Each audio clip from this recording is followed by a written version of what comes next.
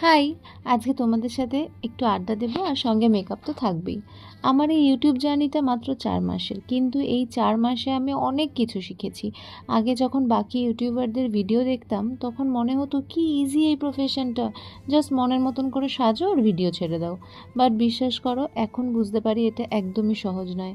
একটা ভিডিও করতে যতটা না সময় লাগে, তার আগে ও পরে সেই কন্টেন্ট, লুক ডিসাইড, কী ড্রেস পরবো, কী জুয়েলারি পরবো, ভয়েস ওভার দিলে সেখানে কিভাবে তোমাদের সাথে কানেক্ট করব, কোন অ্যাঙ্গেলে মেকআপ করলে তোমরা ভালো বুঝতে পারবে, আর তারপর এডিটিং তো আছেই। আর বিশ্বাস করো, যারা নতুন ইউটিউবার, যাদের কাছে খুব ভালো লাইট সেট আপ, ভালো মোবাইল ক্যামেরা নেই, তাদের লুক বা মেকআপ কিন্তু খারাপ হয় না। ইট জাস্ট কি বাকি ইউটিউবারদের মতন সেই ফিনিশিংটা আসে না। এখনও আমার মতন অনেকে আছে যারা দরজা জানলা ফ্যান বন্ধ করে এই গরমে ভয়েস ওভার দেয়। আর এই এত কিছু বলার কারণ একটাই, তোমাদের একটা লাইক, একটা কমেন্ট আমাদের পরের ভিডিও, পরের কন্টেন্টের জন্য অনেক বেশি উৎসাহ দেয়।